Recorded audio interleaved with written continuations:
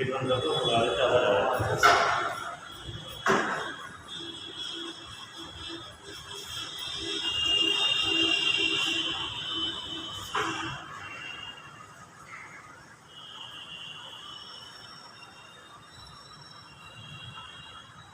उसमें आवाज़ अच्छी आई थी वैसे बात।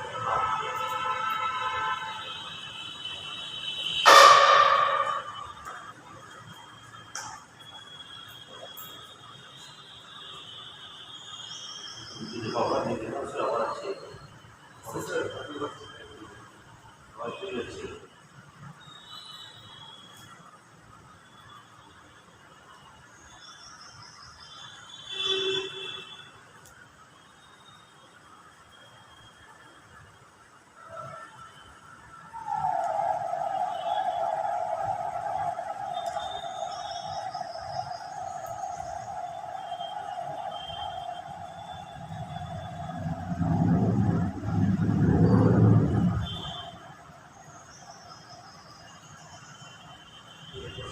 खुला है, इसी रखा है, उसी तो बंद ही रहे लेन में या फिर आगे मुझे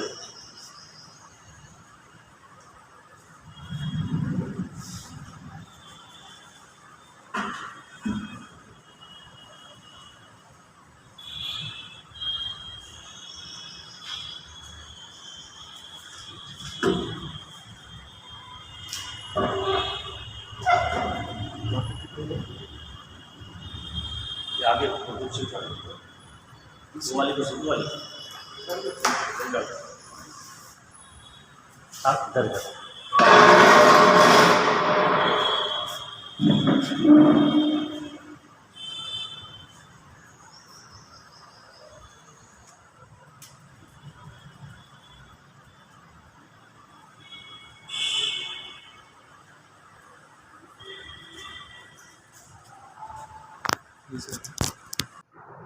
ओके।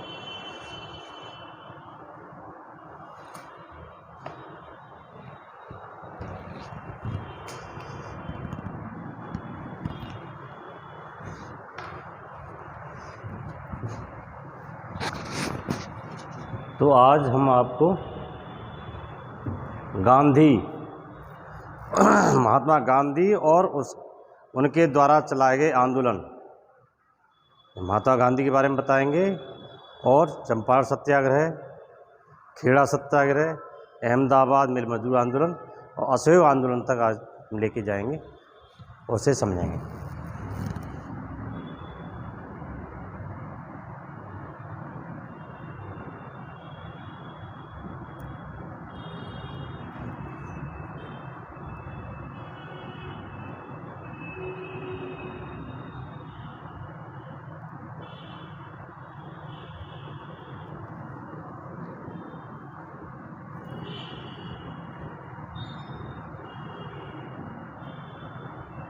राष्ट्रपिता महात्मा गांधी के बारे में तो हम लोग जानते ही हैं। गांधी जी के बारे में ज़्यादा डिटेल में न बताते हुए शॉर्ट में थोड़ा समझ लेंगे कि महात्मा गांधी जी का जन्म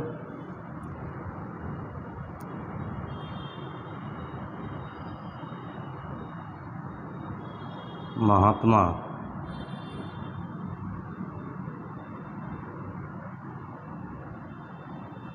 इनका जो जन्म हुआ था, कब हुआ था बेटा?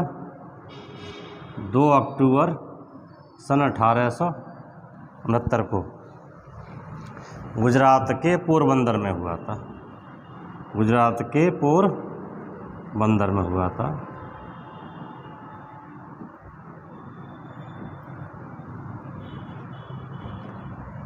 इनके पिता का नाम क्या था? इनके पिता का नाम करमचंद गांधी था। पिता का नाम करमचंद गांधी। माता का नाम क्या था बता बेटा? माँ का जल्दी और बेटा जल्दी आओ, ढंग से बंद कर दो इसको। हाँ ठीक है, चलो बैठो जल्दी। माँ का नाम क्या था बेटा? महात्मा गांधी माँ का नाम क्या था? पुतलीबाई। ठीक है।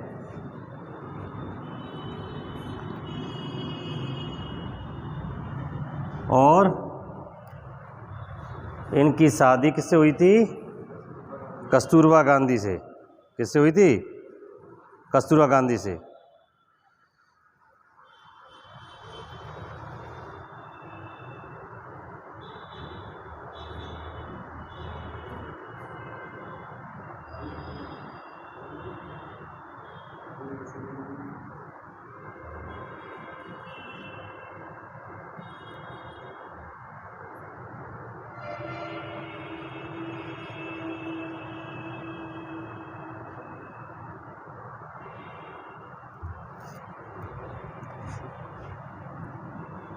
जब ये मात्र 13 साल के थे तब इनकी शादी कस्तूरबा से हुई थी। पत्नी कौन थी बेटा? कस्तूरबा।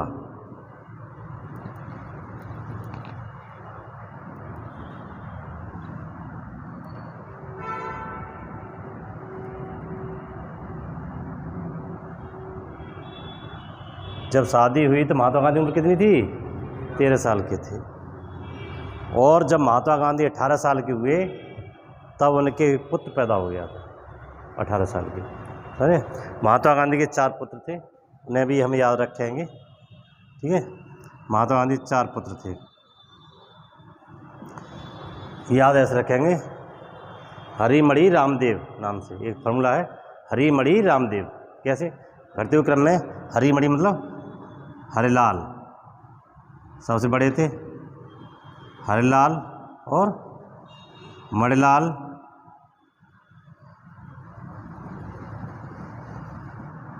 रामदास और देवदास। ठीक है। प्रारंभिक शिक्षा इन्होंने वहीं पोरबंदर के प्राइमरी स्कूल में ग्रहण की। इनके पिता जो करमचंद गांधी थे वो पोरबंदर के दीवान थे। राजकोट के भी दीवान रहे, काठियावाड़ राजकोट जगह, वहाँ के भी दीवान रहे। तो ज़्यादा डिटेल में बताते हुए बस ये समझ लें कि 2 अक्टूबर 1869 को जन्म हुआ था। और ये बाद में यहाँ प्रारंभिक शिक्षा ग्रहण करने के उपरांत सन 1800 3 साल ये लंदन चले गए बैरिस्टरी करने के लिए। 1889 से 91 के बीच ये लंदन रहे 3 साल, 3 वर्ष लंदन, 3 वर्ष लंदन से बैरिस्टरी पास की। और जब वहाँ से वकालत की शिक्षा ग्रहण करके आए यहाँ अपने देश में, तब उन्होंने यहाँ वकालत करना शुरू किया। चूँकि महात्मा गांधी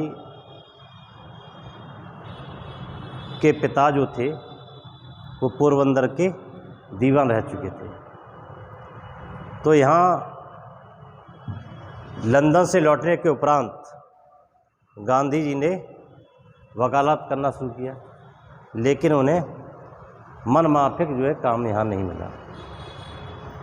तभी एक अब्दुल्ला थे जिनका कारखाना, इनका काम जो है दक्षिण अफ्रीका में चलता था। उनकी कंपनी थी अब्दुल्ला एंड कंपनी। ठीक है, उन्होंने महात्मा गांधी से कहा कि आप हमारा केस दक्षिण अफ्रीका में लड़िए जाके। तो महात्मा गांधी ने अब्दुल्ला की बात मान ली और अब्दुल्ला एंड कंपनी का केस लड़ने के लिए सन 1893 महात्मा गांधी कहाँ चले गए? दक्षिण अफ्रीका। ठीक है, ये कुछ पॉइंट हैं जुड़े हैं। तो 1893 में Mahatma Gandhi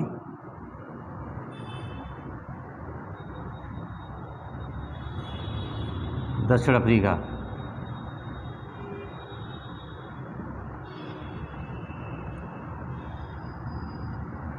Abdullah and company, Abdullah and company का केस लड़ने के लिए गए। समझ बेटा? और जब सन 1893 वहाँ पहुँचे दक्षिण अफ्रीका में, तब ट्रेन से वो सफ़र कर रहे थे एक बार। और ट्रेन से कहाँ जा रहे थे? डरबन से प्रिटोरिया जा रहे थे। कहाँ जा रहे थे? डरबन से प्रिटोरिया एक डरबन शहर का नाम है, प्रिटोरिया एक शहर का नाम है दक्षिण अफ्रीका के। तो बीच में एक रेलवे स्टेशन था जिसका नाम था मैरिट्सबर्ग। क्या नाम था? मैरिट्सबर्ग।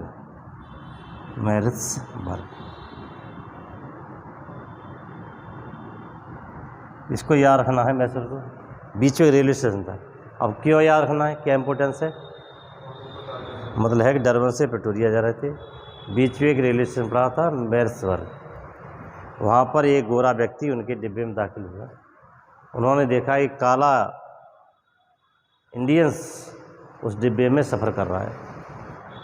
तो उस गोरे व्यक्ति ने स्थानीय पुलिस की सहायता से महात्मा गांधी को इस मैरिट्सबर्ग स्टेशन पर रेल से धक्का मार करके नीचे निकाल दिया। समझ बेटा? तो एक सवाल क्वेश्चन पूछा जाता है कि दक्षिण अफ्रीका में किस जगह महात्मा गांधी को रेल के डिब्बे से उतार कर बाहर कर दिया गया था? तो वो जगह है मैरिट्सबर्ग। समझ बेटा? और उन्होंने सारी रात गुजारी थी और सारी रात उनके मन में द्वंद्व चलता रहा, कैसे मैं इस अंग्रेजी साम्राज्य से टकराऊं। समझे? तो ये बहुत बड़ी घटना हुई थी उनके जीवन में मैरिट्सबर्ग। दरअसल वहाँ पर एक नियम था कि कोई भी व्यक्ति, चाहे वो कितनी भी रिचमैन हो, चाहे वो कितना भी प्रोमिनेंट पर्सन हो, वो गोरे लोगों के साथ यात्रा नहीं कर सकते। समझे? वहाँ एक अधिनियम था, एशियाटिक रजिस्ट्रेशन एक्ट। एक अधिनियम था एशियाटिक रजिस्ट्रेशन एक्ट, उसका उन्होंने बहुत विरोध किया था। Asiatic registration act, Asiatic registration act.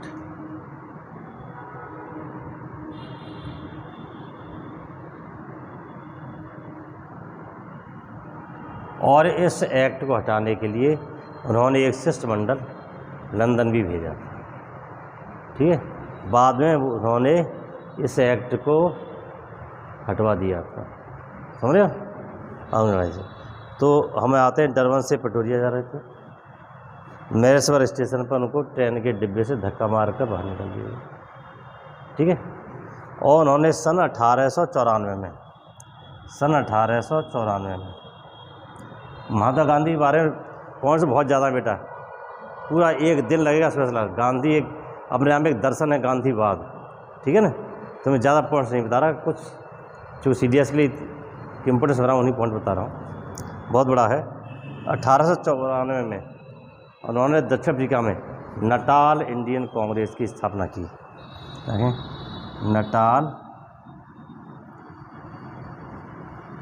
Natal Indian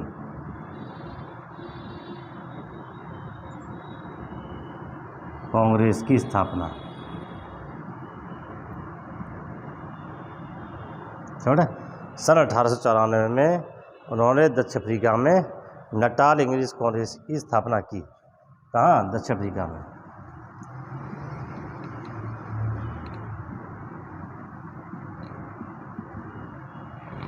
ठीक है? उन्होंने एक अखबार निकाला था जिसका नाम था इंडियन ओपिनियन। ठीक है? दक्षिण अफ्रीका में अखबार निकाला इंडियन ओपिनियन। ये तो बता दो, इसे जाने की होती है।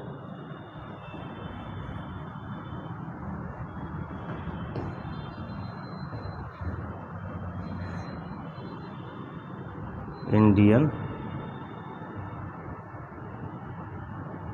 ओपिनियन नाम का एक अखबार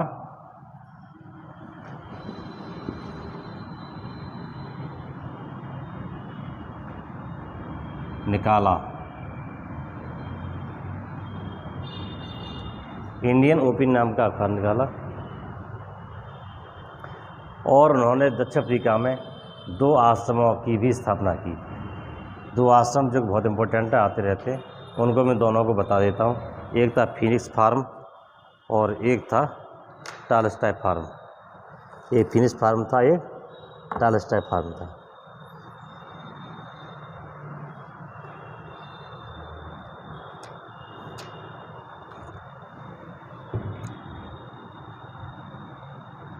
फीनिक्स फार्म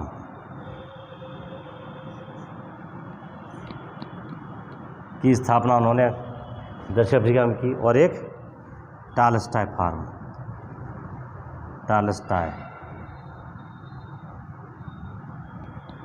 फार्म की स्थापना उन्होंने की। ये कब की और कहाँ की, ये भी याद रखना है, ठीक है। फिनिक्स फार्म की स्थापना सन 1904 में की। कहाँ की? ये डरबन में की थी। क्या पे? डरबन में, ठीक है। और टॉलस्टॉय फार्म की स्थापना उन्होंने 1910 में की थी। कहाँ की थी? जोहान्सबर्ग में।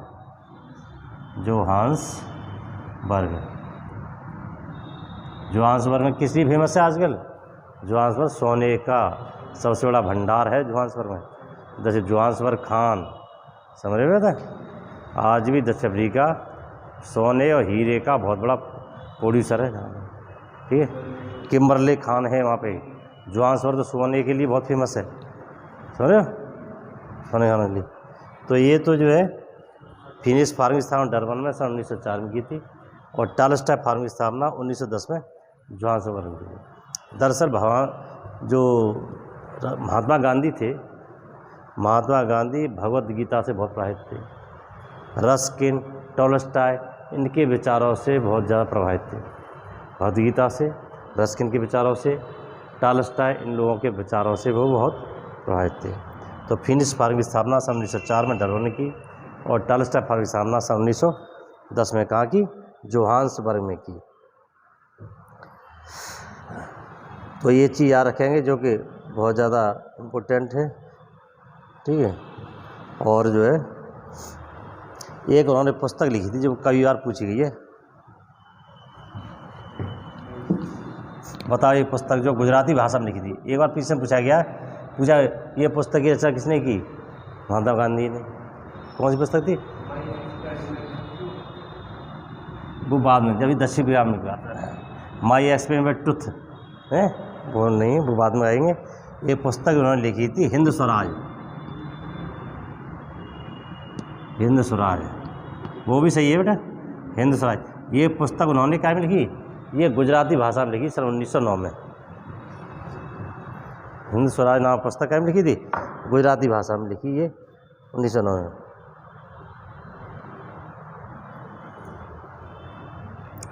हिंद स्वराज नामक पुस्तक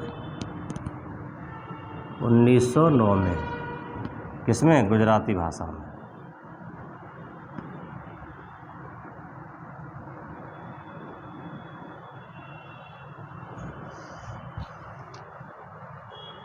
माई एक्सपेरिमेंट ट्रुथ वो भी सही है, वो यहाँ पर आकर, लेकिन ये इसमें अपनी आत्मकथा लेख लिखा था इसमें हिंद स्वराज में।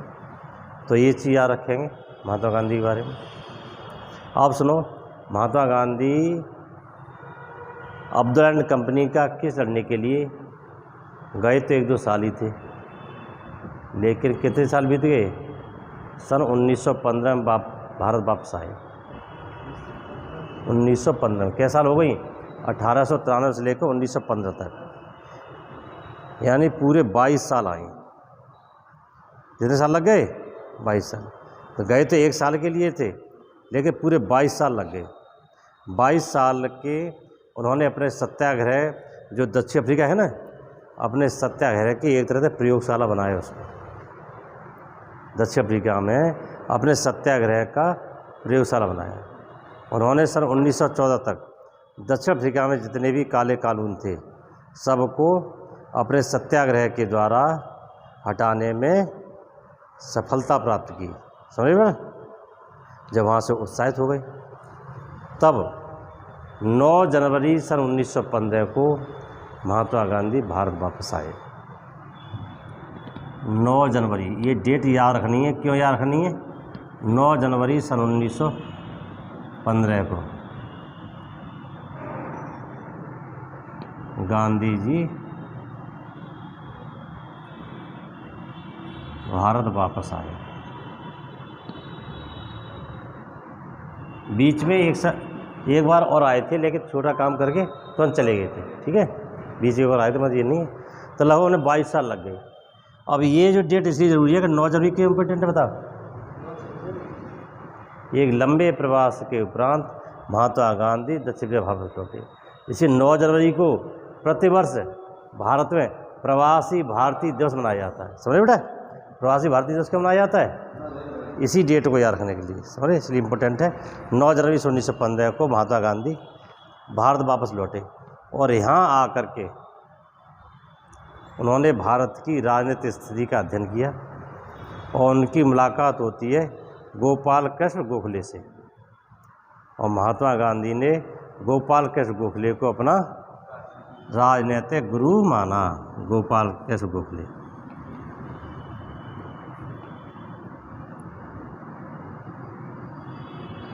केवल गांधी पे ही पढ़ाना होगा तो कभी डिटेल में पढ़ाएंगे, अभी केवल थोड़ा सा कम्पिटेटिव पढ़ा रहे हैं। गोपाल कृष्ण गोखले कौन थे?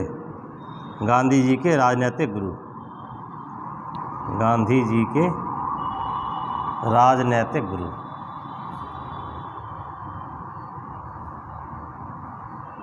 समझ बेटा, यहाँ तो बात सुनाई थोड़ी सी, जो जी पॉइंट बताए ध्यान रखी नहीं तो इसकी जम बताया। अब गांधी जी आ गए, उन्होंने भारत में उस समय क्या था, 9 जनवरी 1915 उस समय प्रथम विश्व युद्ध चल रहा था। प्रथम विश्व युद्ध का कार्यकाल क्या है? सन 1914 से लेकर सन 1918 तक। समझ रहे? यहाँ चल रहा था प्रथम विश्व युद्ध। तो गांधी को ऐसा हुआ कि अंग्रेज़ी सरकार इस पर युद्ध में लिप्त है, तो अंग्रेज़ी सरकार का सहयोग करना चाहिए ताकि अंग्रेज़ी सरकार युद्ध के उपरांत हमें स्वराज प्रदान कर देगी। क्या कर देगी? स्वराज प्रदान कर देगी। इसलिए उन्होंने भारतीय युवाओं से सेना में भर्ती होने के लिए क्या किया? एप्रिशिएट किया, प्रोत्साहित किया। बस नहीं, क्यों प्रोत्साहित किया था? तो गांधी का विश्वास था कि अंग्रेज़ी सरकार प्रथम विश्व युद्ध की समाप्ति पर भारतीयों को स्वराज प्रदान कर देगी। इसलिए उन्होंने भारतीय युवाओं से सेना में भर्ती होने की क्या की? प्रोत्साहित किया। समझे? भारतीय युवाओं से सेना में भर्ती होने के लिए प्रोत्साहित किया। इसलिए गांधी जी को सेना में भर्ती करने वाला सार्जेंट कहा जाता है। क्या कहा जाता है? सेना में भर्ती करने वाला सार्जेंट लिख लो बेटा। गांधी क्या कहा जाता है? भर्ती करने वाला सार्जेंट। क्या क्या? भर्ती करने वाला सार्जेंट कहा गया। क्यों करने वाला? समझा दिया मैंने, भर्ती करने वाला सार्जेंट।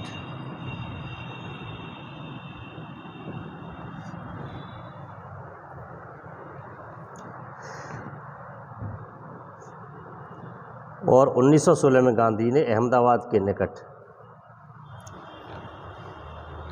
1916 में जब यहाँ आ गए तो सबसे पहले जो कि उन्हें अपने सत्याग्रह प्रयोग के लिए आश्रम की बहुत ज़्यादा ज़रूरत पड़ती थी। जैसे दक्षिण अफ्रीका प्रवास के दौरान भी उन्होंने टॉलस्टॉय फार्म, फीनिक्स फार्म सब किए। यहाँ आकर के 1916 में उन्होंने अहमदाबाद में साबरमती नदी के किनारे साबरमती आश्रम की स्थापना की। साबरमती के संत तूने कर दिया कमाल, सुनिए वही करता है। 1916 में साबरमती आश्रम की स्थापना की। साबरमती आश्रम आज भी है। साबरमती आश्रम की स्थापना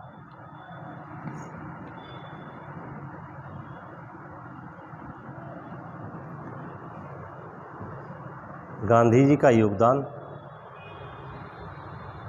भारतीय स्वतंत्रता संग्राम में बहुत बड़ा है। इसको व्याख्या किया जाए तो बहुत लंबा बैठता है, तो ये रखें 1916 में। अब सन 1917 में बिहार में एक जगह है जिसका नाम है चंपारण। क्या नाम है बेटा? चंपारण। चंपारण लिख दे रहे हैं। और 1917 में चंपारण सत्याग्रह।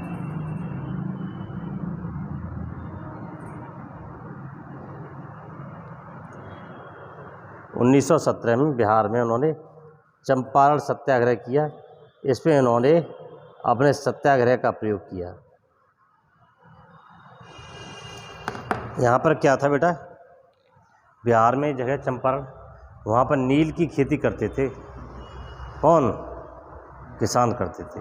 सुन लेना ये चंपारण सत्याग्रह क्या है, ठीक है। बिहार के चंपारण नील की खेती किसान करते थे और अंग्रेज जो थे वो ठेकेदार थे, निलहे। उनके बीच एक एग्रीमेंट था किसानों और अंग्रेजी निलहों के बीच, ठेकेदारों के बीच। क्या एग्रीमेंट था? कि वो अपनी जितनी भी भूमि है उसके 3/20 या 3/20 भाग पर उन्हें नील की खेती करना अनिवार्य था। ये बेटा सर क्या था? किसानों को 3/20 भाग पर नील की खेती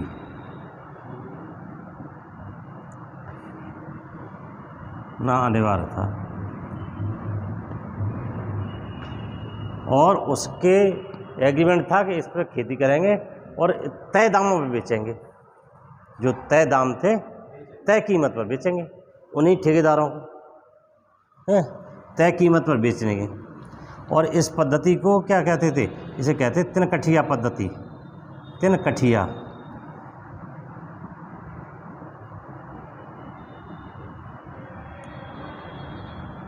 इसको तिनकठिया पद्धति कहते थे कि उन्हें 3/20 भाग पर खेती करना जरूर था और मालिकों द्वारा तय दामों पर उन्हें बेचना पड़ता था। मालिकों द्वारा तय दामों पर बेचना पड़ता था।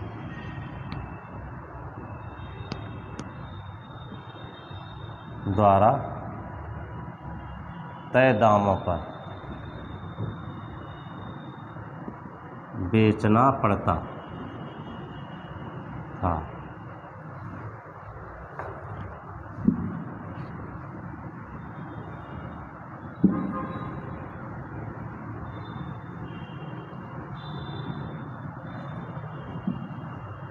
समझ बेटा? अब क्या हुआ था? अब 20वीं शताब्दी में जैसे स्टार्ट हुई तो जर्मनी में केमिकल कलर्स की खोज हो चुकी थी। जर्मनी के बने हुए जो रासायनिक रंग थे वो आ चुके थे। जब केमिकल रंग आते जो कि नील के रंग से ज़्यादा बेहतर थे, तो अब नील की खेती की कोई उपयोगिता नहीं रह गई थी। जो अंग्रेज ठेकेदार थे निलहे, उन्होंने भी अपने नील के जो कारखाने हुआ करते उन्हें बंद कर दिया था। यह नील का बाज़ार बंद हो गया था। बात समझ आई? पहले तो एग्रीमेंट किया था अंग्रेज निलहों ने कि अपने खेती के 3/20 भाग पर नील की खेती करेंगे और जो हमारे एग्रीमेंट जो दाम तय है उसी दामों पर हमें बेचेंगे, ठीक है। उस नील को लेकर के वो इंग्लैंड सप्लाई करते थे, समझ रहे हो। लेकिन 20वीं शताब्दी में जर्मनी के बने हुए अंग्रेज रासायनिक कलर आ चुके थे, रासायनिक, तो नील का बाज़ार ठप हो गया, बंद हो गया। इन्होंने भी, अंग्रेजी ठेकेदारों ने भी अपने नील के कारखाने बंद कर दिए। यानी अंग्रेजी ठेकेदार जो थे वो भी इस तिनकठिया पद्धति से छुटकारा चाहते थे और किसान भी पद्धति को छुटकारा चाहते थे। कोई बात है, छुटकारा दोनों चाहते कर ले, लेकिन वो ये शर्त में चाहते थे कि हम तुम्हें इस पद्धति से छुटकारा तो कर देंगे लेकिन टैक्स जो लगान है ना उसे बढ़ा दिया जाएगा। तो उन्होंने ये तो गलत बात है, समझ रहे बेटा, ये तो गलत बात है। भाई तुम इस पद्धति से जो हमारा एग्रीमेंट था उसे अलग कर रहे हो तो लगान क्यों बढ़ा रहे हो, टैक्स क्यों बढ़ा रहे हो। अंग्रेज निलहे चाहते थे कि इस पद्धति से इन्हें अलग कर दिया जाए, छुटकारा देने चाहते थे, परंतु इसके साथ ही वो टैक्स लगान को बढ़ाना चाहते थे। बात समझ आएगी? तब वहीं चंपारण के किसान थे जिनका नाम था राजकुमार शुक्ल। समझे बेटा? इनका नाम क्या था? राजकुमार शुक्ल। ये चंपारण के किसान थे, आता है राजकुमार शुक्ल। ये गांधी जी से मिले और गांधी जी से कहा कि आप चंपारण आइए और किसानों की समस्याओं को हल कीजिए। राजकुमार शुक्ल गांधी जी से मिले, कहाँ मिले बेटा? लखनऊ में आकर के मिले।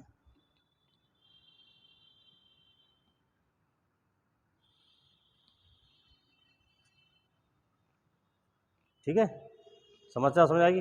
राजकुमार शुक्ल ने गांधी जी से लखनऊ भेंट की और गांधी जी को चंपारण आने का न्योता दिया।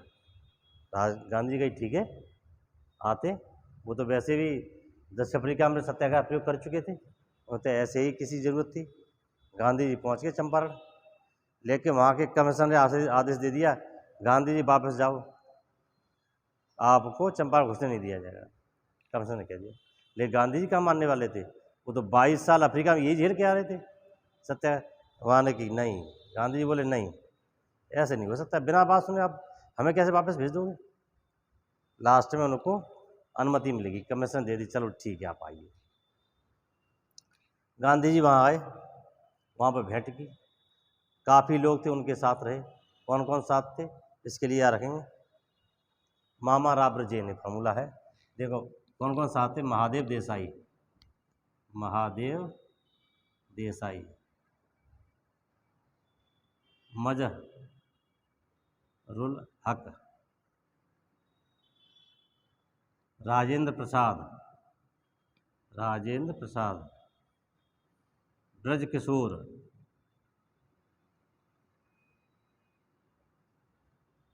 जेबी कृपलानी, जेबी कृपलानी, नरहर पारिक, नरहर पारिक। इतने लोग गांधी जी के साथ हो गए। ठीक है, एक बार सवाल पूछा गया था, इनमें से कौन चंपा सत्याग्रह गांधी के साथ सम्मिलित नहीं था, कौन सम्मिलित था, तो इसलिए फॉर्मूले। ठीक है, मामा राब्र जैन, महादेव देसाई, मजरुल हक, राजेंद्र प्रसाद, ब्रज किशोर, जेबी कृपलानी और नरहर पारिक। ठीक है, इसको चाहो तो फॉर्मूले में याद रख सकते हो। ठीक है, ठीक है, लिख दे मामा राब्र जैन, मैं जैसे मुझे याद है बताओ, जो नहीं तुम याद है, मुझे याद है मामा राब्र जैन, ऐसे फॉर्मूला है। ठीक है, ये लोग जो है गांधी जी के साथ थे चंपारण सत्याग्रह में। बाद में क्या हुआ, एक कमीशन गठित कर दिया गया और गांधी जी भी कमीशन के सदस्य थे। सरकार ने क्या किया, उस समस्या को सुलझाने की कमीशन बना दिया गया। उस कमीशन के मेंबर गांधी जी भी थे।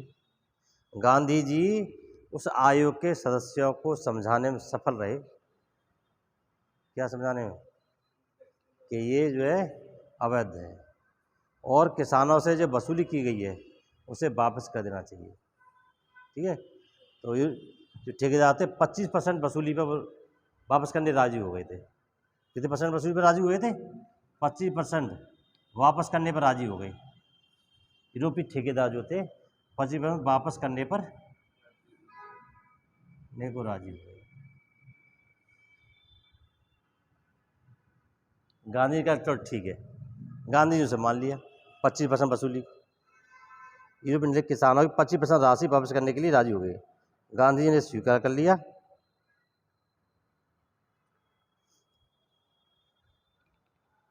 बस राइट, जो भी अवैध वसूली की थी उसके 25% कौन राजी वापस करने राजी हुए, अंग्रेजी जो ठेकेदार थे निलहे अंग्रेजी थे, वो वसूली राशि का 25% वापस करने पर राजी हो गए।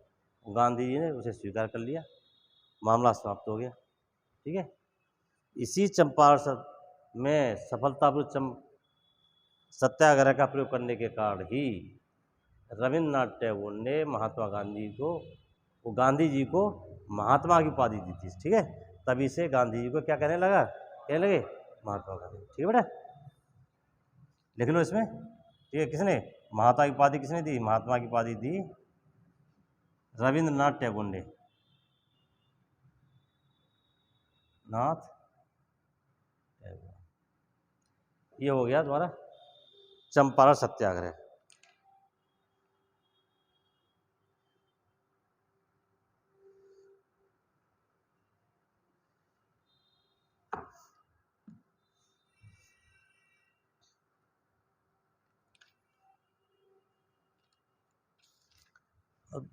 दूसरा आता है बेटा 1917 चंपारण सत्याग्रह के बाद था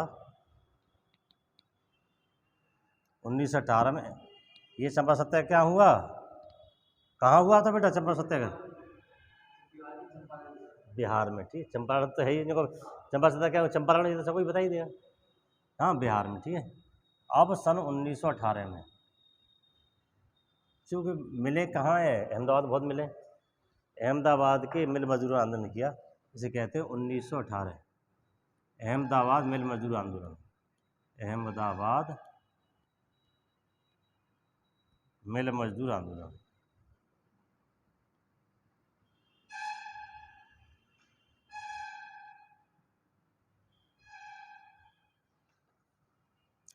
ये क्या था बेटा?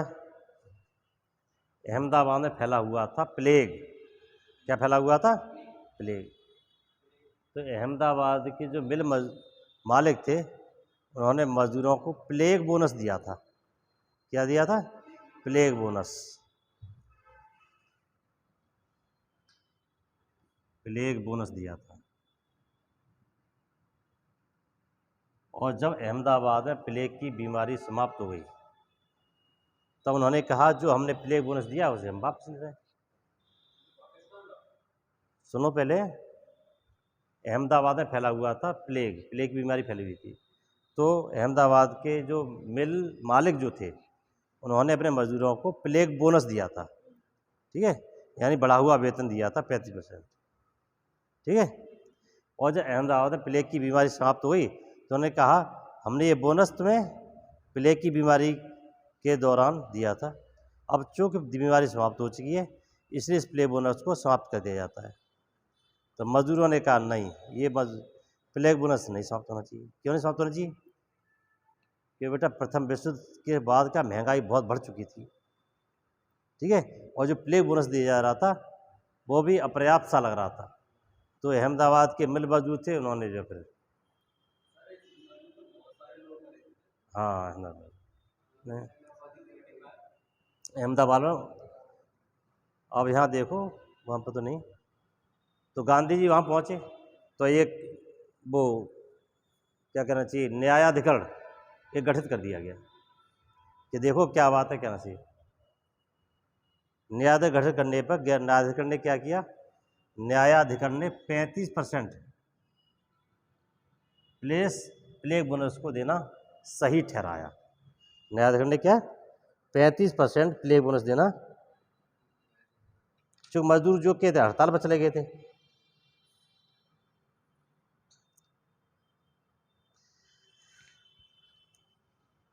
और जो न्यायाधिकरण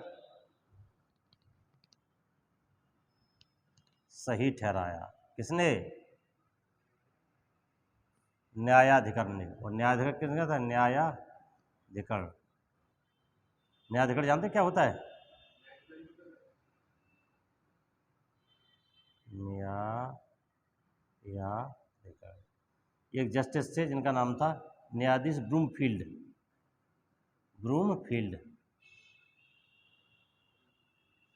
उनकी न्यायाधिकरण क्या था? उसने पूरी स्थिति को देखा। चूँकि अहमदाबाद के मिल मजदूर थे वो आंदोलन में चले गए थे, उन्होंने देखा कि चूँकि प्रथम विश्व युद्ध के बाद महंगाई बहुत अधिक बढ़ चुकी है, इसलिए जो मजदूरों को प्लेग बोनस दिया जा रहा है वो सही है। तो न्यायाधिकरण ने 35% बोनस देना सही ठहराया।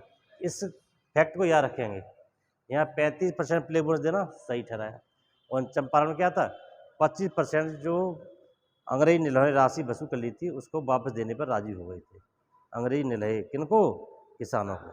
बस नहीं, यहाँ 35% प्लेग बोनस को देना सही ठहरा गया। इस तरह अहमदाबाद में भी गांधी जी का ये आंदोलन सही रहा, सफल रहा। अब आते हैं हम 1918 के खेड़ा आंदोलन पर। ये 3 आंदोलन ऐसे थे जिन्हें गांधी जी को स्थापित कर दिया है। अब वो आ रही, खेड़ा आ रहा है बेटा, अभी तो आ रहा है, अभी देखो सही है। वो बारदोली की महिलाओं ने दी थी बेटा, बारदोली सत्याग्रह हुआ था। हाँ, ये तो करंट हो पूछा, ये सवाल बहुत पूछा गया था कि वल्लभ भाई पटेल को क्या नाम है उपाधि किसने दी? तो आंसर है बारदोली की महिलाओं ने। ठीक है, बारदोली गुजरात में ही जगह बारदोली सत्याग्रह हुआ था, उसके दौरान दी गई थी। ठीक है ना, वो आएगा। अभी हम चल रहे हैं,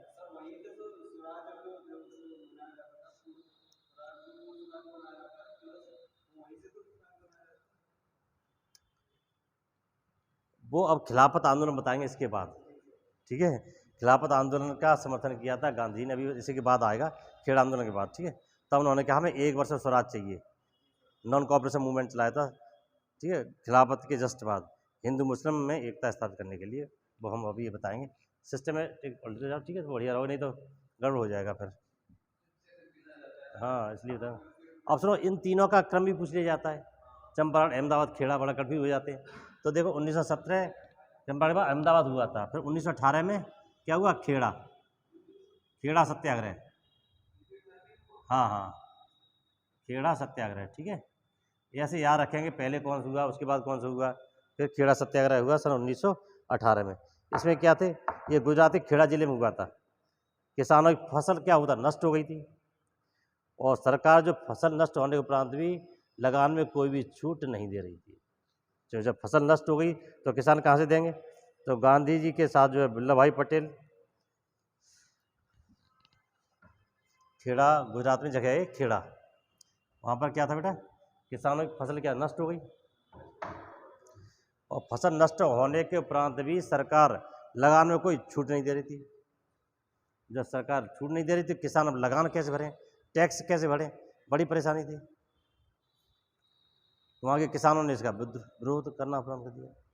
गांधी जी खेड़ा पहुँचे, विट्ठल भाई पटेल के साथ पहुँचे। किसके साथ पहुँचे थे, विट्ठल भाई पटेल के साथ, गांधी जी विट्ठल भाई पटेल के साथ।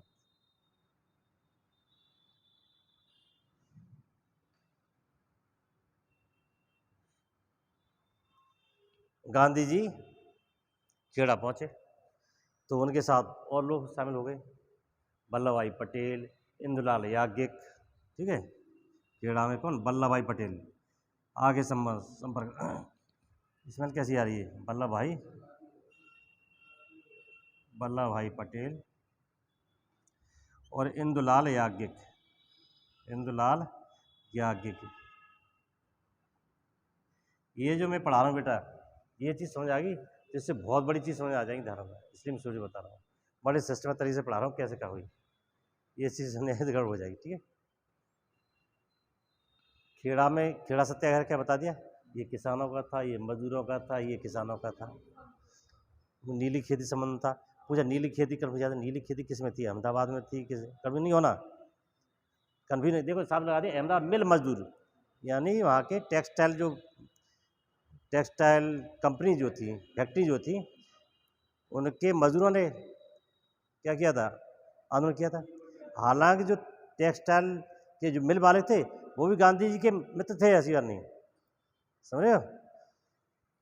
3/20 भाग तो चंपारण में नरकटिया पद्धति है। यहाँ पर प्लेग बोनस दे दिया था, बाद में महंगाई बढ़ने के बाद वो समाप्त करना चाहते थे मिल मालिक, जिसको ब्रूमफील्ड की अध्यक्षता में एक न्यायाधिकरण को सौंप दिया गया था। उसने कहा ये प्लेग बोनस जो दिया रहा है 35%, वो सही है, तो गांधी जी यहाँ भी जीत हो गई। खेड़ा में चूँकि फसल नष्ट हो गई थी, फसल नष्ट होने पर वहाँ पर लगान दिए वसूल कर रही थी सरकार, जिसके कारण खेड़ा के किसानों ने आंदोलन किया, विरोध किया। महात्मा गांधी विट्ठल भाई पटेल के साथ खेड़ा पहुँचे, उनके साथ वल्लभ भाई पटेल, इंदुलाल याज्ञिक भी थे। यहाँ भी एक आयोग गठित किया गया ने, और आयोग ने फिर ये कह दिया कि सरकार को सहायता दी, केवल लगान उन्हीं लोगों से वसूल किया जाए जो वास्तव में देने लायक है, समझ बेटा। इसमें कह दिया भाई ये कि जो देने लायक ही नहीं, खाने का भी पैसा नहीं, उससे तुम लगान वसूली कहाँ से हो जाएगा। तो इसमें यह किया गया, खेड़ा सत्याग्रह में बाद में सरकार ने क्या कहा, लगान उन्हीं लोगों से वसूला जिसमें जो लगान वास्तव में देने लायक थे, ठीक है। आयोग ने दिया था कि लगान केवल उन्हीं लोगों से वसूला जाए जो लगान देने में समर्थ हैं, समझ बेटा। तो ये चीज़ याद रखेंगे, तीनों मैंने बताए थे। अतः गांधी जी के कुछ और लक्ष्य भी थे, जैसे हिंदू मुस्लिम एकता, छुआछूत विरोधी, ये 3 चीज़ और थी, हिंदू मुस्लिम एकता, छुआछूत विरोधी स्थापित करना, और स्त्रियों के अधिकारों की लड़ना, ठीक है। हिंदू मुस्लिम एकता, हिंदू मुस्लिम एकता, इसके लिए भी एकता, और छुआछूत के संबंध में छुआछूत का विरोध करना, और स्त्रियों के अधिकारों के लिए, स्त्रियों के अधिकारों गांधी जी लड़े। सत्य अहिंसा का प्रयोग तो उनके हर कार्य में दिखाई देता ही था, ठीक है। अब आते हैं आगे चल कर इसके बाद सन 1919 में जो खिलाफत आंदोलन हुआ था उसके बारे में हम जानेंगे, पढ़ेंगे कैसे देख क्या हुआ।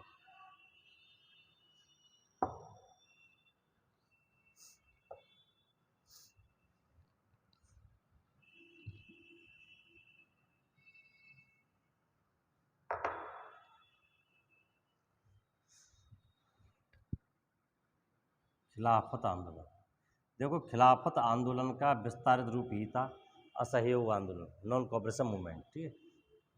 तो खिलाफत आंदोलन ये 1919 में शुरू हुआ। खिलाफत शब्द कहाँ से आया, क्यों हुआ, पहले ये समझ लें। दर्शक, प्रथम विश्व युद्ध के बाद ब्रिटेन में और तुर्की जानते हो, तुर्की की कैपिटल क्या है? हैं? हाँ हाँ। तो तुर्की का जो सुल्तान था, ठीक है, उसे पूरे विश्व के मुसलमान थे उसको खलीफा मानते थे। तुर्की के सुल्तान को क्या मानते थे? हिंदुस्तान के ही नहीं, पूरे विश्व के सुल्तान उसको अपना खलीफा मानते थे, तुर्की के सुल्तान को, विश्व के जितने मुसलमान थे। तो ब्रिटेन में और तुर्की के सुल्तान में एक संधि हुई जिसका नाम था सेवर्स की संधि। क्या नाम था? सेवर्स की संधि।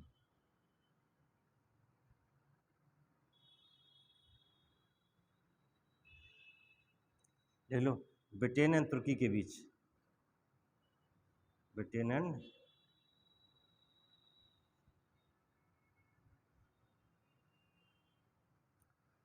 ये संधि हुई। इस संधि में क्या था? तुर्की के सुल्तान के अधिकार छीन लिए गए। बेटा, तुर्की सुल्तान के अधिकार क्या छीन लिए, जबकि मुसलमानों ने प्रथम विश्व युद्ध में अंग्रेजों का साथ इसलिए दिया था कि वो उनके धार्मिक अधिकारों को कोई हस्तक्षेप नहीं करेंगे, धार्मिक क्रियाकलापों में कोई हस्तक्षेप नहीं करेंगे, उन्हें धार्मिक स्वतंत्रता बनी रहेगी। जबकि प्रथम विश्व युद्ध के बाद ब्रिटेन तुर्की के मध्य जो संधि हुई, सेवर्स संधि, उसे तुर्की के सुल्तान के अधिकारी छीन लिए। तो यानी सीधी सीधी चोट किस पर थी? खिलाफत पर, जो उसको खलीफा मानते थे। पूरे विश्व के सुल्तान तुर्की के सुल्तान को, पूरे विश्व के मुसलमान तुर्की के सुल्तान को खलीफा मानते थे। तो इसलिए जाहिर था कि भारतीय मुसलमानों में ही इस संधि के विरोध में क्या हुआ? रोष उत्पन्न हो गया। गांधी जी ने उसका मौका उठाया। गांधी इस रोष को हिंदू मुस्लिम एकता के मौके के रूप में देखना चाहते थे, ठीक है, हिंदू मुस्लिम एकता के मौके। गांधी ने उसे सपोर्ट किया और सन 1919 में खिलाफत आंदोलन चलाने का उन्होंने कोशिश की, ठीक है, कोशिश नहीं की, पूरा चलाया। उसके लिए क्या हुआ? नवंबर सन 1919 में दिल्ली में एक अखिल भारतीय खिलाफत कमेटी का गठन हुआ जिसके अध्यक्ष स्वयं गांधी जी बनाए गए, ठीक है, अखिल भारतीय दिल्ली में,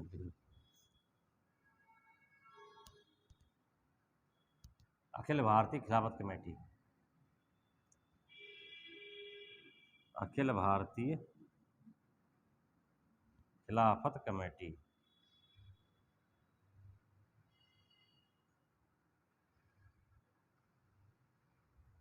जिसके अध्यक्ष बनाए गए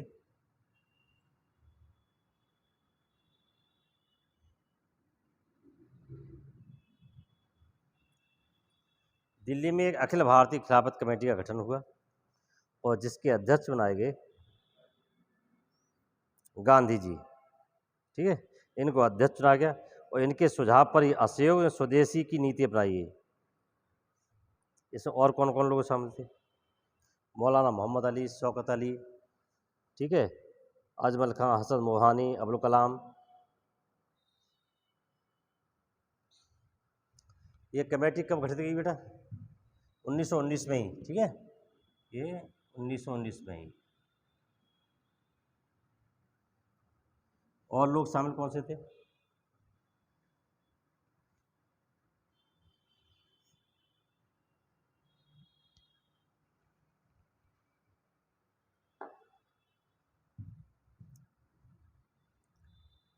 मोहम्मद अली, शौकत अली, हसरत मोहानी, अबुल कलाम आज़ाद,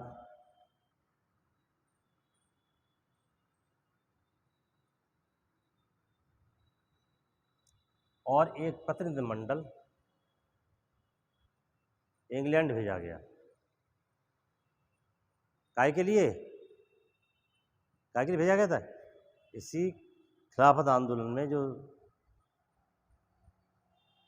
मुसलमानों के धर्म के अधिकार पर जो प्रतिघात हो रहा था, क्योंकि विश्व के मुसलमान ये समझते थे कि सेवर्स की संधि के द्वारा जो तुर्की के सुल्तान के अधिकार समाप्त कर दिए गए, वो सीधे सीधे खिलाफत पर एक चोट है। ठीक है, क्यों? तुर्की के सुल्तान को ही वो क्या खलीफा मानते थे। तो और दूसरा प्रतिनिधिमंडल भेजा गया था मोहम्मद अली शौकत अली के नेतृत्व में। कहाँ भेजा गया था? ये दोनों ही प्रतिनिधिमंडल इंग्लैंड भेजे गए थे। पहला डॉक्टर अंसारी के नेतृत्व में और दूसरा मोहम्मद अली और शौकत अली के नेतृत्व में। दो शिष्टमंडल भेजे गए। पहला शिष्टमंडल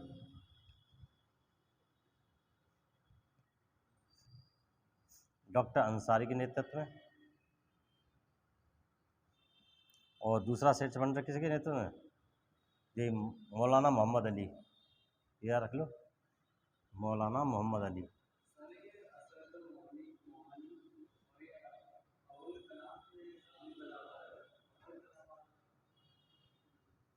बता। हाँ, अबुल कलाम आज़ाद, अबुल कलाम आज़ाद। हाँ, दरअसल ये भी और शामिल थे खिलाफत आंदोलन में। गांधी जी को तो इस खिलाफत आंदोलन को हिंदू मुस्लिम एकता का एक मौके के सराहना है। इसलिए जो अखिल भारतीय खिलाफत कमेटी का गठन हुआ दिल्ली में, उसके अध्यक्ष गांधी बनाए गए। अब सुनो, ये कन्फ्यूज हो सकता है, चूँकि मुसलमानों की कमेटी थी तो अध्यक्ष कोई मुसलमान ही होना चाहिए था, लेकिन अध्यक्ष किसे बनाया गया था? गांधी जी को। हिंदू मुस्लिम में एकता समझ। और चूँकि गांधी चाहते थे कि इस आंदोलन के द्वारा भारतीय राष्ट्रीय कांग्रेस जो है ना, जो भारतीय स्वतंत्रता का संग्राम, उसमें इनका सहयोग लेकर के उसे एक बड़ी क्रांति का रूप दिया जा सके। अब क्या हुआ, आगे चल के सन 1924 में एक क्रांति होती है। कहाँ पर? तुर्की में ही। और कमाल पाशा के नेतृत्व में, कमाल पाशा वहाँ उसने तख्ता पलट कर दिया, खलीफा का पद ही समाप्त कर दिया। तो जो मांग कर रहे थे उन्हें आप ही खत्म हो गई। समझे भाई? जिसको आप खलीफा मान रहे थे, वहीं पर कमाल पाशा के नेतृत्व तख्ता पलट हो गया, खलीफा को ही खत्म कर दिया माने। तो मुसलमान हिंदुस्तान में हाथ में हाथ धरे रह गए। समझ रहे बेटा? लेकिन गांधी जी ने चूँकि ये इतनी ऊर्जा इकट्ठी की, उसे अवसर के रूप माना। इसके जस्ट बाद उन्होंने क्या कर दिया? असहयोग आंदोलन शुरू कर दिया था। 1 अगस्त को, दरअसल यह है कि 1 अगस्त 1920 को असहयोग आंदोलन शुरू कर दिया था। चलो पहले लिखवा दूंगा अभी तो। 1 अगस्त को तिलक की क्या हुई? मृत्यु हो गई। बाल गंगाधर तिलक की, बाल गंगाधर तिलक की क्या हुई? मृत्यु हो गई थी। तो एक जो है फंड बनाया गया था, मैं लिखूंगा तिलक स्वराज फंड। और उस समय आंदोलन इतना चरम पर था कि मात्र 6 महीने के भीतर ही उस फंड में 1 करोड़ रुपए इकट्ठे हुए थे। उस समय 1 करोड़ रुपये की कीमत बहुत बड़ी थी बेटा, समझे? जब जो है आधा आधा आना दोना पैसे चलते थे, उस समय 1 करोड़ रुपए की बहुत बड़ी कीमत थी। ठीक है, और करोड़ रुपए अब बताता हूँ। ये समय बाद खिलाफत आंदोलन जो है तुर्की में एक संधि हुई, वो सॉरी तख्ता पलट हो गया था, कमाल पाशा के नेतृत्व में क्रांति हुई थी। ठीक, कमाल पाशा, गांधी बता रहा भी, जैसे डिटेल में नहीं बता रहा। कमाल पाशा के नेतृत्व में एक क्रांति हुई तुर्की में, जिसमें खिलाफत को ही समाप्त कर दिया गया। तो इस तरह ये आंदोलन अपने आप यहाँ पर मांग थी वो समाप्त हो गई। अब आते हैं, चूँकि इतना उन्होंने इकट्ठा किया था, सारे लोगों को एनर्जी इकट्ठी की थी, तो इस सारी ऊर्जा को वो तुरंत ही गांधी जी ने असहयोग आंदोलन शुरू कर दिया 1 अगस्त 1920 को। उन्होंने कहा कि अंग्रेजी सरकार बहुत शैतान है। गांधी ने कहा इसके साथ सहयोग करने से कोई काम नहीं चलेगा, असहयोग करो, सरकारी नौकरियों का बहिष्कार करो, सरकारी अदालतों का बहिष्कार करो, सब चीज़ का बहिष्कार करो, यानी असहयोग, यानी सरकार के साथ कोई भी सहयोग नहीं करना है, ये गांधी ने कहा था। तो आगे चलते हैं अब असहयोग आंदोलन पर। ठीक है बेटा, ये चीज़ बहुत समझ आ रही हुई बेटा। इसके बाद ऐसे हुआ भाई नई चीज़ें, इसलिए ज़्यादा डिटेल नहीं बता रहा हूँ। अभी फैक्ट समझते जाओ तो फिर डिटेल पढ़ाओ तो और अच्छी समझ आ रही है। अब एक में इतना भीतर ले जाऊँ तो भूल ही जाओगे क्या चाहिए। ठीक है ना? तो अब 1 अगस्त 1920 को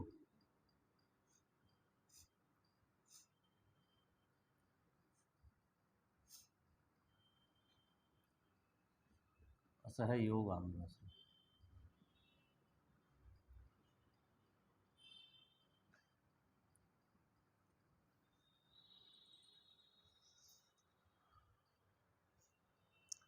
इसमें क्या था बेटा, सितंबर 1920 में एक कांग्रेस का विशेष अधिवेशन होता है, सितंबर 1920 में। कहाँ पर होता है? जैसे ये होता है कलकत्ता में, कांग्रेस का विशेष अधिवेशन। हाँ सुन लो, बहुत बड़ा है ये टॉपिक, बहुत बड़ा है। बताएं, कांग्रेस का विशेष अधिवेशन होता है, उसमें क्या, ये सितंबर 1920 में, उसमें क्या गया, इसमें असहयोग का प्रस्ताव पेश किया गया। कोई आंदोलन ऐसे नहीं कोई एक आदमी शुरू कर दे, तो बाकायदा प्रस्ताव पेश किया जाता, फिर पारित किया जाता, तभी शुरू होता था। ठीक है, तो कलकत्ता में पेश किया गया दिसंबर 1920 में ही, दिसंबर 1920 में कांग्रेस के नागपुर अधिवेशन में। नागपुर अधिवेशन क्या है, ये असहयोग का प्रस्ताव पारित हो गया। असहयोग का प्रस्ताव क्या हो गया, असहयोग। यहाँ प्रस्ताव पेश किया था, प्रस्ताव क्या किया था, प्रस्ताव पेश किया था। ठीक है बेटा, यहाँ असहयोग का प्रस्ताव लिख लो, ये यहाँ पारित हो गया। हाँ, इसलिए विशेष अधिवेशन हुआ, लिख रहा है विशेष अधिवेशन लिखा है मैंने। भाई इमरजेंसी भी तो कोई हो सकता है ना। हाँ, वैसे वार्षिक अधिवेशन हुआ करते थे, बट ये उनसे विशेष अधिवेशन लग गया खिलाफत जी, भाई प्रस्ताव पेश कर दिया। और दिसंबर 1920 में नागपुर अधिवेशन में क्या, ये असहयोग का प्रस्ताव जो है पारित हो गया था।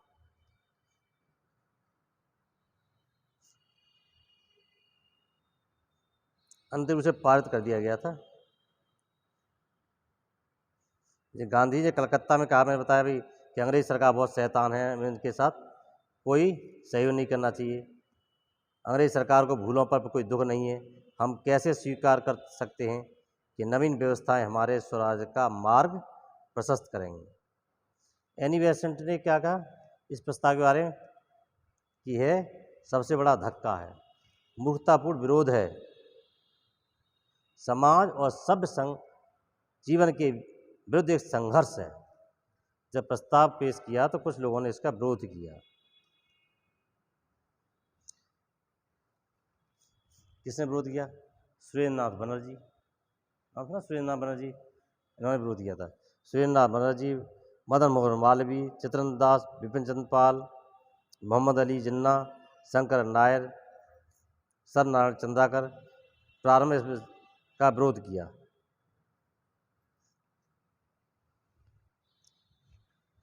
कुछ विरोध करने वालों के नाम लो, सुरेंद्रनाथ बनर्जी, चित्रंजन दास,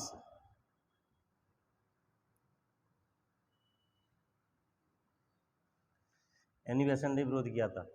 उन्होंने कहा था ये सभ्य समाज के लिए उचित नहीं है, संघर्ष है ये। सुरेंद्रनाथ बनर्जी, मदन मोहन मालवीय, चित्रंजन दास, विपिन चंद्र पाल,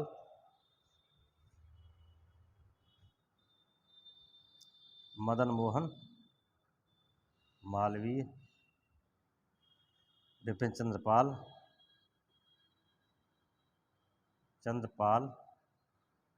इन्होंने क्या किया, विरोध किया। लेकिन मोतीलाल नेहरू, अली बंधु कौन थे? मोहम्मद अली, शौकत अली बंधु कहलाते थे। इनके समर्थन से प्रस्ताव क्या स्वीकार कर लिया गया। हाँ बताएंगे, मोतीलाल नेहरू कौन थे?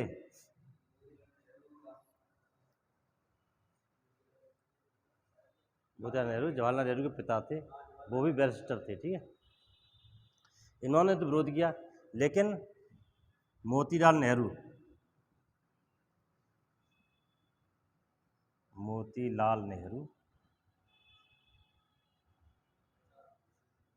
एंड अली बंधुओं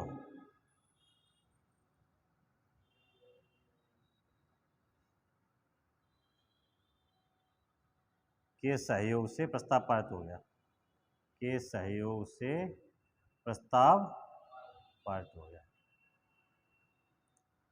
समझ बेटा, यानी वैसे ने विरोध किया था शुरू में, ठीक है। इनके विरोध, इनके समर्थन से क्या प्रस्ताव पारित हो गया। फिर इन लोगों ने भी इसका समर्थन करना शुरू कर दिया। जब कांग्रेस प्रस्ताव पारित कर दिया तो गांधी जी के नए युग की शुरुआत होती है। गांधी जी का एक बड़ा आंदोलन शुरू होता है, भारतीय स्वतंत्रता संग्राम, असहयोग आंदोलन। 3 बड़े आंदोलन, असहयोग आंदोलन और दूसरा था समन्वय यज्ञ आंदोलन और तीसरा भारत छोड़ो आंदोलन। अब तो आज हम पढ़ने जा रहे हैं असहयोग आंदोलन से, ठीक है। इसे याद रखेंगे बेटा कैसे, ये कलकत्ता, नागपुर, असहयोग, ये सब रखें। ये कलकत्ता अधिवेशन कितने हुआ, लाला लाजपत राय की अध्यक्षता में हुआ था, ठीक है। लाला लाजपत राय की अध्यक्षता में, लो कलकत्ता जो 1920 का कलकत्ता वाला लाला लाजपत राय की अध्यक्षता में।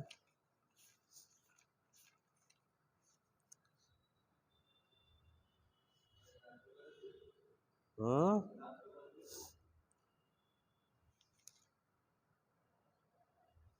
1920 का ये नागपुर अधिवेशन में ये वीर राघवाचारी थे। ये तो यहाँ का अधिवेशन हुआ था लाला लाजपत राय, लाला लाजपत राय, और ये था वीर राघवाचारी। जैसे ये बहुत पूछा जाता है। कलकत्ता का अधिवेशन, इसमें विशेष अधिवेशन था जिसमें असहयोग का प्रस्ताव पेश किया गया था।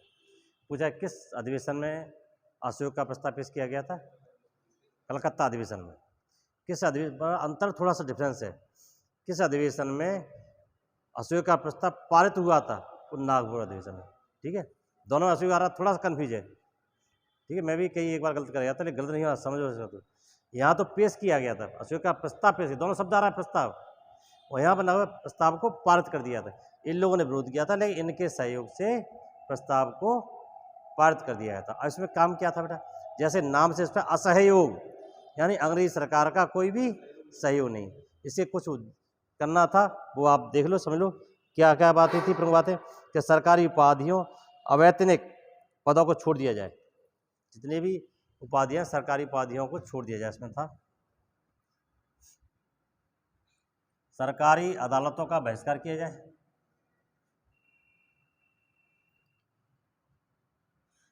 प्रमुख बातें कौन कौन सी थी, सरकारी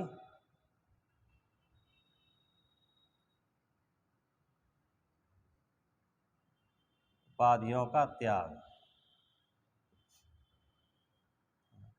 देखो मैंने बताया, जब गांधी दक्षिण अफ्रीका से लौटे थे तो यहाँ उन्होंने भारतीय युवाओं से सेना भर्ती होने का आग्रह किया था, ठीक है। इसलिए उन्हें भर्ती करने वाला सार्जेंट कहा जाता है। युद्ध की समाप्ति का अंग्रेज सरकार ने गांधी जी की उपाधि दी, जिसका नाम था कैसरे हिंद। समझ रहे, पूछा जाए कि अंग्रेज सरकार ने महात्मा गांधी को कौन सी उपाधि दी, कैसरे हिंद, ठीक है। वो असहयोग आंदोलन के दौरान उन्होंने वो अपनी उपाधि त्याग कर दी थी, ठीक है। पूछ लो कैसरे हिंद, ठीक है। इसको याद रखना, अच्छी लिखी नहीं जाती, लेकिन समझ जाओ कैसरे हिंद की उपाधि, ठीक है। और सरकारी असरकारी उत्सवों का बहिष्कार,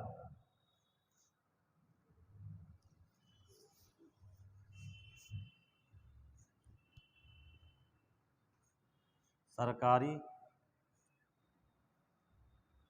अर्ध सरकारी उत्सवों का बहिष्कार किया जाए, बहिष्कार। इसी तरह सरकारी असरकारी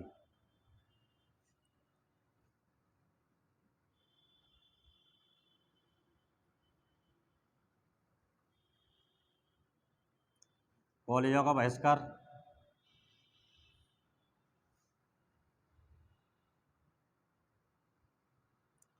ठीक है।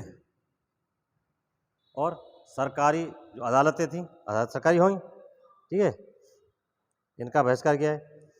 वकीलों द्वारा न्यायालयों का बहिष्कार किया गया, न्यायालयों का बहिष्कार। असैनिक श्रमिक कर्मचारी नौकरी छोड़ने से इनकार करें, विदेशी सामानों का बहिष्कार,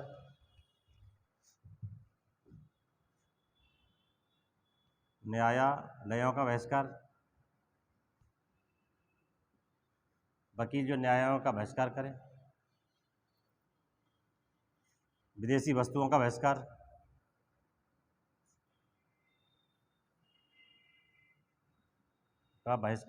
यानी हर स्तर पर क्या था, अंग्रेजी सरकार का कोई सहयोग नहीं करना था। ये असहयोग आंदोलन के दौरान कुछ बातें रहीं।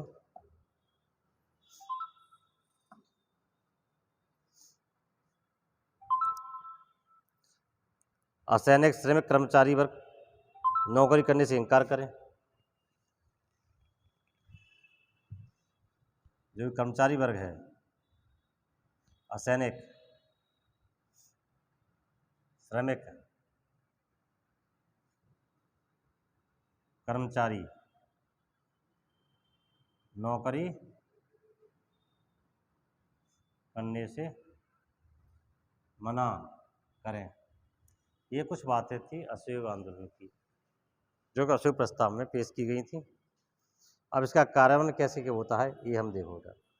मैंने अभी बताया था तिलक की मृत्यु के बाद एक तिलक स्वराज फंड गठित किया गया था। क्या किया गया? ये तो समझ आ गया सब चीज, बिगाड़ दो उसको, लिख लिया होगा ये जी, तिलक स्वराज फंड।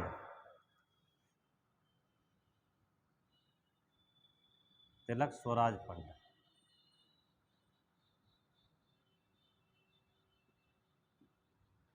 इसमें 1 करोड़ की धनराशि आ गई थी विद इन 6 मंथ, 6 महीने के भीतर ही इसमें 1 करोड़ रुपए की धनराशि तिलक स्वराज फंड में था। ये बहुत बड़ी बात थी उसमें। और इस आंदोलन के दौरान सबसे पहले गिरफ्तार होने वाले नेता थे, वो थे मोहम्मद अली।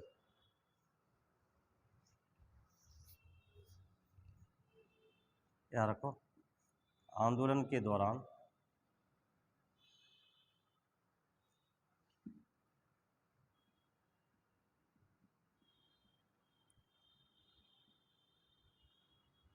गिरफ्तार होने वाले प्रथम नेता कौन थे?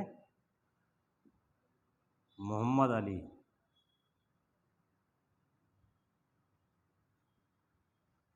कहाँ कहाँ इसका प्रसार रहा, क्या क्या रहा इसमें, इसके बारे में जाएंगे।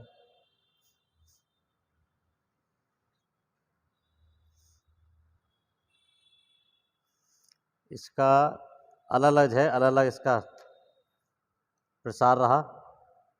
बहुत से लोग छात्रों ने कॉलेजों का बहिष्कार कर दिया, वकीलों ने न्यायालय में जाना बंद कर दिया, सरकारी उपाधियों का त्याग किया गया। स्वयं महात्मा गांधी ने भी कैसरे हिंद की उपाधि का त्याग कर दिया। पंजाब में क्या हुआ? पंजाब में गुरुद्वारा भ्रष्ट महंतों ने कब्जा कर लिया था। उनका कब्जा समाप्त करने के लिए सिखों ने अकाली आंदोलन, एक अहिंसक आंदोलन चलाया रहे थे।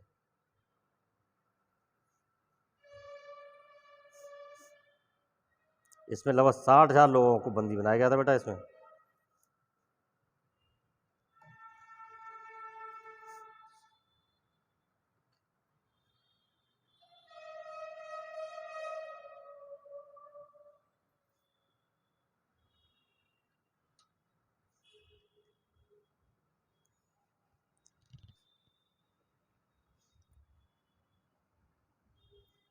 पंजाब में क्या था, जो गुरुद्वारे थे उन पर महंतों ने कब्जा कर लिया था, भ्रष्ट महंतों। उनका कब्जा हटाने के लिए आंदोलन चलाया गया था, इसी असहयोग आंदोलन के दौरान। ठीक है, ये सारे कार्यक्रम असहयोग आंदोलन के दौरान किए गए। आंदोलन धीरे धीरे हिंसक रूप ग्रहण करता गया और इसका मालूम पड़ा जब 5 फरवरी 1922 को गोरखपुर के निकट एक जगह है जिसका नाम है, बताओ, चौरी चौरा। चौरी चौरा, वहाँ पर क्या हुआ था बेटा? चौरा चौरी कांड में एक स्थानीय नेता थे जिनका नाम था भगवान अहीर। उनके नेतृत्व में थाने में बंद करके आग लगा दी थी। और 21 सिपाहियों की जल करके मृत्यु हुई थी। गांधी जी ने इस घटना को सहन की, जो जान रहे थे आंदोलन और हिंसक होता जा रहा है। चौरा चौरा कांड की घटना के बाद गांधी जी ने 5 फरवरी 1922 को चौरी चौरा कांड हुआ था, लिखते हैं ना, इसी के दौरान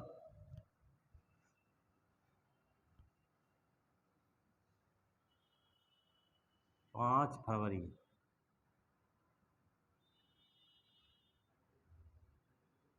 1922 को चौरी चौरा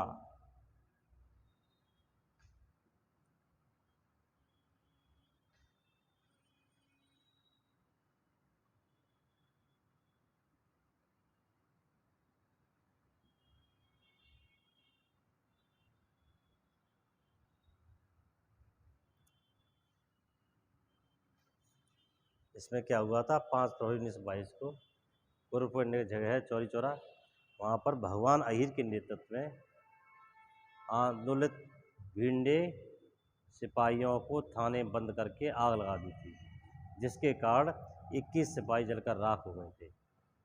ये घटना से गांधी जी स्तब्ध रह गए कि वो नहीं चाहते थे कोई भी आंदोलन हिंसक हो जाए, ठीक है। और 12 फरवरी 1922 को उन्होंने कांग्रेस कार्य समिति की बैठक बुलाई, कहाँ पर, बारदोली में बैठक बुलाई और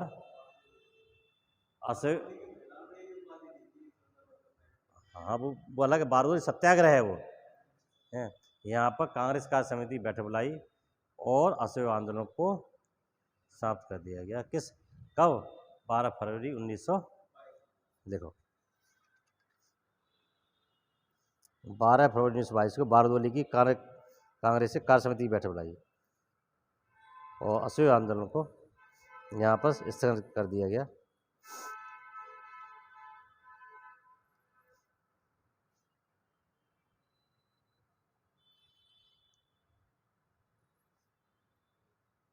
इस आंदोलन के कारण अहमदाबाद के जज थे ब्रूमफील्ड, उनकी अदालत में गांधी मुकदमा चलाया गया था। उन्हें 6 वर्ष का कारावास हुआ था, ठीक है, अहमदाबाद में। न्यायाधीश कौन थे? ब्रूमफील्ड की अदालत में महात्मा गांधी पर मुकदमा चला, जिसके कारण उन्हें क्या है 6 वर्ष का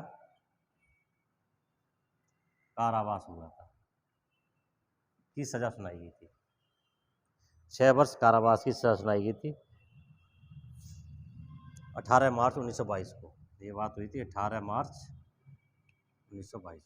आप सुनो, जब एकदम आंदोलन समाप्त कर दिया तो कैसी कैसी प्रतिक्रिया आई थी।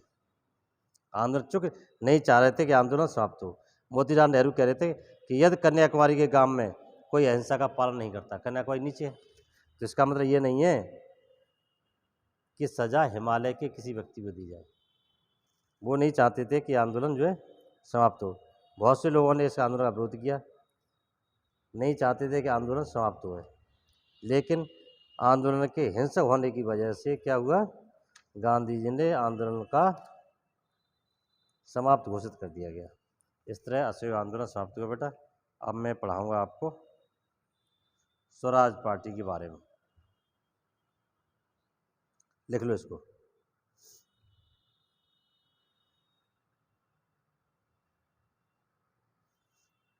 गांधी 6 वर्ष की सजा दी गई, तो गांधी 6 वर्ष पूरे होने से पहले छोड़ दिए गए थे, ऐसे नहीं पूरे 6 वर्ष काट के आए थे, समझ रहे हो। गांधी ने खुद कहा था कि कैदी नागरिक दृष्टि से मृत होते हैं। कैदी कैसे होते हैं? नागरिक दृष्टि से मृत होते हैं।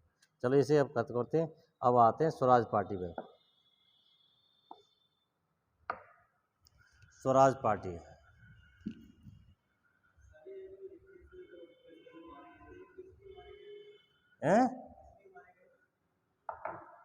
असहयोग आंदोलन चल रहा था, असहयोग आंदोलन चल रहा था, उसी में भीड़ उग्र हो गई। अंग्रेज सरकार के विरुद्ध थे कार्यक्रम सारे। आदेश नहीं था वो, भीड़ पर कोई आदेश नहीं, अनुभव दी। लेकिन भीड़ का जो एक स्थानीय नेता था भगवान अहीर नाम का, हालांकि वो ये कमीशन नहीं पूछा गया कभी भी, ठीक है। तो उग्र भीड़ ने, जो भीड़ कभी हो जाती है तो कोई नेतृत्वकर्ता नहीं होता, और जब भीड़ का कोई नेतृत्वकर्ता नहीं होता तो सभी सिपाहियों को थाने बंद किया और आग लगा दी बाहर से, 21 जुलाई जल कर मौत हो गई। तो ये घटना चूक गांधी जी नहीं चाहते थे कोई भी आंदोलन हिंसा रूप धारण करे, ठीक है। स्वयं इसकी भर्त्सना की गई थी अनेकों नेताओं ने, सुभाष चंद्र बोस ने भी मना किया था इसे। अब आता स्वराज पार्टी, पूछा है स्वराज पार्टी की स्थापना किसने की, स्वराज पार्टी की स्थापना कहाँ की गई, ठीक है। तो स्वराज पार्टी की स्थापना मोतीलाल नेहरू और चित्तरंजन दास ने की इलाहाबाद में सन 1923 में। ये सवाल बहुत पूछा जाता है इसलिए इसको नोट करो, ठीक है। क्या है क्या और आगे बताइए। स्वराज पार्टी जैसे असहयोग आंदोलन के दौरान गांधी जी ने चाहते थे कि एक वर्ष के भीतर स्वराज मिल जाए, तो स्वराज, अब सुनो स्वराज पार्टी के बारे में। स्वराज पार्टी स्थापना कब की इसकी, 1923 में। किसने की, मोतीलाल नेहरू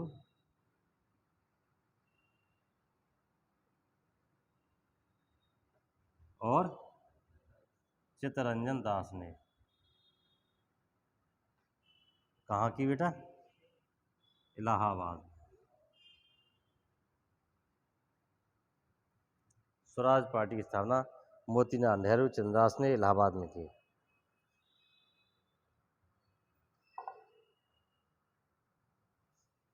क्योंकि ये इसमें क्या था, बहिष्कार की बातें थी, ठीक है।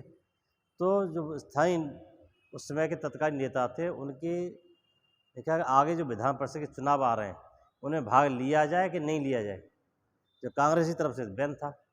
इसे इन नेताओं ने मिलकर के अलग से एक पार्टी बना दी, किस पार्टी के बैनर तले हम उन चुनावों में, विधान परिषद के चुनाव हो रहे हैं उनमें भाग ले सके, समझ बेटा।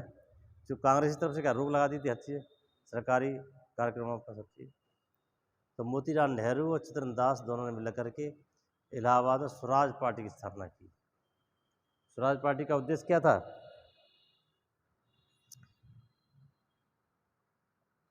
इनका था कि अगर इन चुनावों में भाग ले लें हम जो है तो क्या विधानसभा में पेश कर जाएंगे, विधानसभा में पेश होकर के फिर वहाँ पर इनका विरोध करेंगे, यानी भीतर घुस करके विरोध करेंगे, ठीक है ना।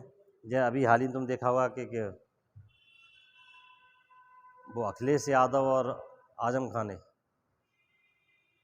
सांसद पद से इस्तीफा दिया है, नहीं भाई। अखिलेश यादव सांसद भी थे, आजम खान वो भी सांसद थे, लेकिन अभी विधानसभा के चुनाव हुए, दोनों यहाँ विधायक भी बन गए। अब संविधान के अनुसार कोई व्यक्ति एक पद पर ही रह सकता है, ये नहीं है एक साथ विधायक भी रहे और सांसद भी रहे, तो एक पद छोड़ना पड़ा उन्हें। तो दोनों ने क्या किया, सांसद पद छोड़ दिया, विधायक पद स्वीकार कर लिया। और उनका मकसद क्या है, वो कह रहे हैं विधायक बन करके हम विधानसभा में वर्तमान जो भारतीय जनता पार्टी सत्ता में है उसका मजबूत विरोध करेंगे, ठीक है। तो ऐसा ही कुछ उद्देश्य था स्वराज पार्टी के स्थापनाकर्ताओं का कि विधानसभा में चुनाव लड़ करके विधानसभा प्रेस कर करके हम जो है सरकार का मजबूत विरोध करेंगे, इसलिए स्वराज पार्टी की स्थापना मोतीलाल नेहरू और चित्तरंजन दास ने की। कुछ बात समझ आएगी बेटा, ठीक है। तो फिर इस बात को हम यहीं रखें, आगे कुछ ये बताओ कि जो है क्या क्या सीखा तुमने, बताओ। सबसे पहली बात तो गांधी जी का जन्म कब हुआ था, बताओ। 2 अक्टूबर 1869, ठीक है बेटा। हाँ, दो कौन से विशेष फार्म बताए मैंने, एक टालस्टॉय फार्म बताया, एक फिनिक्स आश्रम बताया। फिनिक्स आश्रम और टालस्टॉय फार्म जॉन्सबर्ग में, और फिनिक्स डरबन में 1904 में, 1910 में। महात्मा गांधी को कैसरे हिंद की उपाधि किसने दी, अंग्रेजी सरकार ने दी, ठीक है। निम्नलिखित में से किसको भर्ती करने वाला सार्जेंट कहा जाता है, महात्मा गांधी जी को, ठीक है। गांधी जी को महात्मा की उपाधि किसने दी, क्यों दी,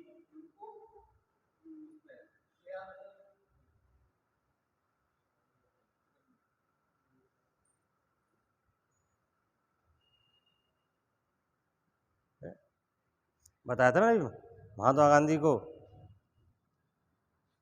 भूल गए हैं?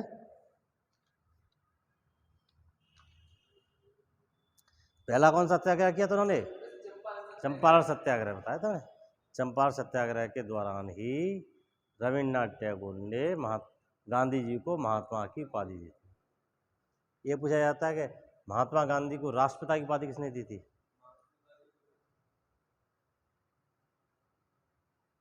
राष्ट्रपिता भी किसने कहा था? ठीक है, ऐसे थोड़ी कहने लगे। ध्यान रखो, ये बात की बात है, ऐसे ही बताएंगे। दरअसल जब सुभाष चंद्र बोस 6 जुलाई सन 1944 को, ठीक है, आज़ाद हिंद रेडियो से जब बोला था उन्होंने, तब उन्होंने कहा था, हे राष्ट्रपिता, गांधी जी को संबोधित करते हुए कहा था उन्होंने। कब? 6 जुलाई 1944 को आज़ाद हिंद फौज के रेडियो से, हैं, गांधी को संबोधित करता हुआ कहा था कि हे राष्ट्रपिता, भारत की स्वाधीनता का अंतिम संग्राम शुरू हो चुका है। इस संग्राम में आपका आशीर्वाद चाहिए। जानते हैं इस बात को? तब से गांधी जी को राष्ट्रपिता कहा जाने लगा था। तब से गांधी जी को राष्ट्रपिता कहा लगा। तो आज हमने तुम्हें कई बात बताई है, उम्मीद है तुम ये सीखे होगे। ठीक है, अब रह तो तुम्हारा बहुत कुछ गया पोर्शन, और कल से तुम्हारा अवकाश हो रहा है। ठीक है, अब कक्षाएँ 12 अप्रैल के बाद ही शायद लग पाएंगे। ठीक है, तो उम्मीद करते हैं जो भी पढ़ाया गया है वो आया हुआ समझ। 10 तारीख तुम्हारा एग्ज़ाम है, हैं? ठीक है, आगे जो पोर्शन रह गया है उसमें सही करना पड़ेगा। ठीक है, फिर भी कोई प्रॉब्लम आती है उनमें तो तुम्हारा ग्रुप बना हुआ है, उसमें तो पूछ सकते हो कोई चीज़। ठीक है ना? दरअसल किसी चीज़ को एकदम भाग के पढ़ाना समझ नहीं आता तुम्हारे हिस्ट्री में। कोई चीज़ें जब थोड़ा थोड़ा तो समझाना पड़ेगा ना बातें। हाल असहयोग आंदोलन बहुत बड़ा चीज़ है, असहयोग आंदोलन मैंने तुम्हें वो चीज़ नहीं पढ़ाई, जो वो चीज़ यूपीएससी की दृष्टि से पढ़ाई जाती है, और चीज़ पढ़ाई जाती है यूपीएससी दृष्टि से पढ़ाई जाती है। ठीक है ना? तो तुम्हारे लायक तो सब जो काम चीज़ बता दी मैंने। नहीं तो ये 3 मूवमेंट बहुत बड़े हैं, एक असहयोग आंदोलन, एक समन्वय आंदोलन, एक भारत छोड़ो आंदोलन। ठीक है, ये बहुत बड़े हैं, यूपीएससी दृष्टि पढ़ाए जाते, एक दिन सा लग जाता है इसमें, एक पीरियड लग जाता। तो मैं समझता हूँ ये चीज़ समझ आई होगी। ठीक है, धन्यवाद, शुभकामना तुम्हारी एनडीए सीडीएस जो भी परीक्षा देने जा रहे हो उसमें सफलता प्राप्त हो। ओके बेटा, एक बात और भूले अंत में, आज 23 मार्च है, और 23 मार्च का दिन भगत सिंह के लिए फेमस है। तो आज के ही दिन 23 मार्च सन 1931 को, ठीक है, कब? 23 मार्च सन 1931 को भगत सिंह को फांसी की दी गई थी। अकेले भगत सिंह को नहीं, भगत सिंह, सुखदेव और राजगुरु। भगत सिंह, सुखदेव और राजगुरु को फांसी दी गई थी। एक बात बता दें, भगत सिंह का संबंध अलीगढ़ से भी रहा था। ठीक है, भगत सिंह, एक गांव है यहाँ पर, शाहपुर गांव है कोई, शाहपुर, वहाँ पर भगत सिंह आए थे, भेष बदल के आए थे, उन्होंने दाढ़ी मूंछ बनवा ली थी। ठीक है, और भगत सिंह उस गांव में रहे थे, बलवंत सिंह नाम से रहे थे। ठीक है, लेकिन वहाँ के लोगों को नहीं मालूम पड़ा ये भगत सिंह है।